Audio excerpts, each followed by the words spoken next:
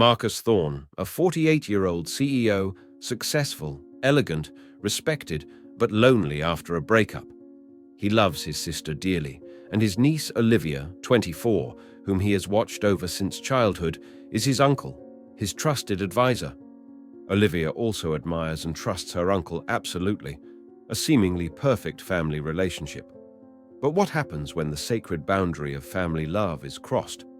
When Olivia's closeness and understanding during a difficult period turns into an irresistible attraction, a passionate but sinful love between uncle and niece.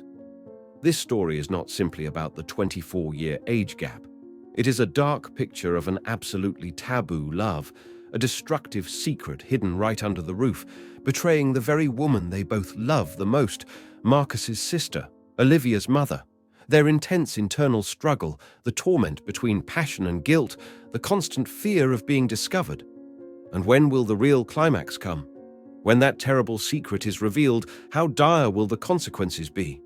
Is there any salvation for a love that goes against all morality? CEO Loves His Sister's Daughter will definitely make you ponder the limits of love and the price to pay for wrong choices. Listen, if you dare. Marcus Thorne is a monument in the New York real estate world. At 48, he is the CEO of Thorne & Associates, an empire he helped build and grow to new heights after taking over from his father. He possesses the calmness of a seasoned man, the sharp, analytical mind of a top leader, and an elegant, attractive appearance that time seems to only enhance. Billionaire deals are handled neatly and efficiently. His decisions are absolutely respected by the board of directors and employees. He lives in a magnificent penthouse overlooking Central Park, a space that is perfectly decorated, expensive, but has a hint of indescribable loneliness. His only marriage ended many years ago in a quiet divorce, no children, and since then, work has become his only lover, his safest haven. In a world full of amidst the pressure and superficial social relationships, there is a warm, bright spot, a sacred bond that Marcus always cherishes. His sister Eleanor and his beloved niece Olivia Vance. Eleanor, who is 2 years older than him, has always been his spiritual support, his closest confidant. And Olivia, Eleanor's only daughter, is his joy, his continuation that he always watches over her every step of growth. He loves Olivia with the affection of a true uncle, both protective and proud, always willing to give advice, provide financial support when needed, and listen to the young girl's confidences. The relationship between the three of them is a picture of a warm, close-knit family in the heart of the splendid but also distant New York. Olivia Vance, at the age of 24, is on the threshold of life with all the brilliance and confusion of youth. She is beautiful, intelligent, has just graduated from marketing, and is struggling to find her own career path. She carries the dynamism of the new generation, but sometimes feels lost in the midst of superficial friendships or the invisible pressures of modern life. She loves her mother dearly, but sometimes feels that her mother's protection is a bit excessive, making her crave independence and deeper understanding. And the person she always turns to when she needs a strong shoulder, a wise advice, is none other than Marcus. She admires the success, calmness, and the vast world that her uncle belongs to. Marcus is not only her biological uncle, but also her greatest friend, her most trusted advisor. That already strong bond of love becomes even closer during a particularly difficult period for Olivia. After breaking up with her first love and failing at several small startup projects, Olivia falls into a state of crisis of confidence and disorientation. She withdraws, is sad and depressed. Eleanor is worried but does not know how to help her daughter overcome it. It was at this point that Marcus stepped in, not just as an uncle, but as a true friend. He spent more time with Olivia. He patiently listened to her pour out her heart, her disappointments, her confusion about the future. He did not give empty advice, but shared his own experiences, his failures, helping her realize that stumbling was an inevitable part of growing up. He encouraged her to explore new interests, took her to art exhibitions, chamber music concerts, opening up new perspectives on life. He even created conditions for her to intern in the marketing department of Thorne & Associates, not out of favor to her family, but because he truly saw her potential, and wanted to help her regain her confidence. The more frequent closeness, the deep conversations that lasted until late at night, Marcus's sincere concern and deep understanding gradually healed Olivia's emotional wounds. She felt listened to, appreciated in a way she had never felt before, not even from her ex-boyfriends or her peers. Her admiration for her uncle began to take on strange, more complex nuances. For Marcus, spending time with Olivia also brought him unexpected emotions. Olivia's youthfulness, enthusiasm, and clear yet profound outlook on life were like a breath of fresh air blowing into his otherwise orderly, disciplined, and somewhat boring life. He found himself smiling more when he was with her, and found himself openly sharing his inner thoughts that he had never told anyone, not even Eleanor. He realized that he looked forward to meeting her, not just out of responsibility as an uncle, but because of the special connection he felt. And then, the first offbeat moment came, fragile but enough to make both of them startled. It was late one evening, after they had gone over a marketing plan Olivia had worked hard on. Marcus had made sharp comments, pointing out areas for improvement, but also praising her creativity and effort. Olivia looked up at him, her eyes sparkling with joy and gratitude. Their eyes met. It was no longer the affectionate look he had for his niece, or her admiration for him. In that brief moment, there was a strange spark, an awareness of the other, as a man and a woman, a sudden and unwelcome physical attraction. Both of them quickly turned away, their faces flushed. The atmosphere in the room suddenly became awkward, tense. Marcus coughed, trying to get back to the subject of work. Olivia looked down, her heart pounding.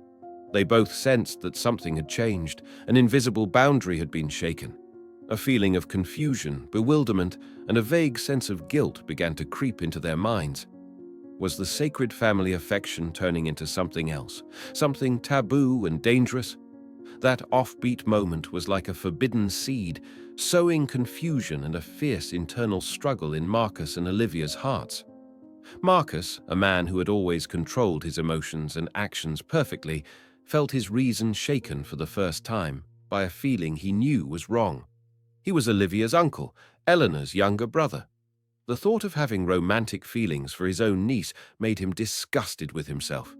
He tried to keep his distance, limited private meetings, became colder and more distant in communication, hoping that the unusual feeling would disappear on its own. He buried himself more in work, seeking distraction in numbers and contracts. Olivia also experienced the same torment. The guilt towards her mother tormented her every day. How could she have such strange thoughts about Marcus, who had always loved and protected her like a daughter? It was unacceptable, a betrayal of the sacred family affection. She tried to avoid him, refusing invitations to dinner or concerts that she had always eagerly accepted. She tried to date other men, more suitable men, hoping to extinguish the wrong fire that was smoldering in her heart. But the avoidance only made the suppressed feelings more intense. Every time they accidentally met in the company or at Eleanor's house, their eyes inadvertently searched for each other, and that special connection rose even stronger. The harmony of souls, the understanding without words, the feeling of being themselves when with the other person was something they could not find in anyone else. They realized that no matter how hard they try to deny it, their feelings for each other are real, and it grows stronger and stronger, despite all moral and family barriers. The irresistible attraction finally won over fear and guilt. One evening, after a company event, Marcus offered to take Olivia home. In the luxury car rolling slowly through the sparkling streets of New York, the silence filled only by soft jazz music, the tension between them reached its peak. Neither of them said anything, but both of them felt the atmosphere thick with unspoken emotions. When the car stopped in front of Olivia's building, she turned to thank him, her voice trembling slightly. Their eyes met again under the dim streetlights, and this time neither of them could hold back anymore. Marcus leaned forward, his hand gently touching Olivia's cheek. She didn't avoid it, closing her eyes to accept it. Their lips found each other in a first kiss, passionate, clumsy, filled with love, desire, despair, and guilt. That kiss was the final admission, the crossing of a red line of no return. They knew they had done something terribly wrong, something that could destroy everything. But in that moment, intense love conquered everything. Their secret relationship began from there. Sneaky rendezvous in discreet cafes, secret weekend trips to small suburban towns, loving texts sent in trepidation. They had to lie to Eleanor, to friends, to colleagues, living in secrecy and constant fear of being discovered. Every brief moment of happiness together was accompanied by a heavy feeling of guilt. Their love was both a sweet paradise and a tormenting hell. Marcus felt like a hypocrite, both a model uncle in front of his sister and a lover to his niece behind her back. Olivia felt like a traitor to her mother's love and trust. The stress of hiding began to take its toll on both of them. Marcus became more irritable at work. Olivia became quieter, more jumpy. Although they tried to act normal in front of Eleanor, love and guilt were difficult to completely hide. Eleanor, with the sensitivity of a mother and the love of a sister, began to sense that something was wrong. She noticed that Olivia often avoided her when Marcus was around, that the way they looked at each other sometimes had something different, no longer the pure affection between uncle and niece as before.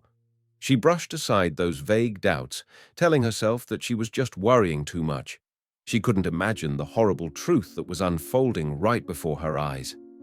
But the seed of doubt had been planted, and it was just waiting for a strong wind to burst. This double life of stress and guilt could not last forever.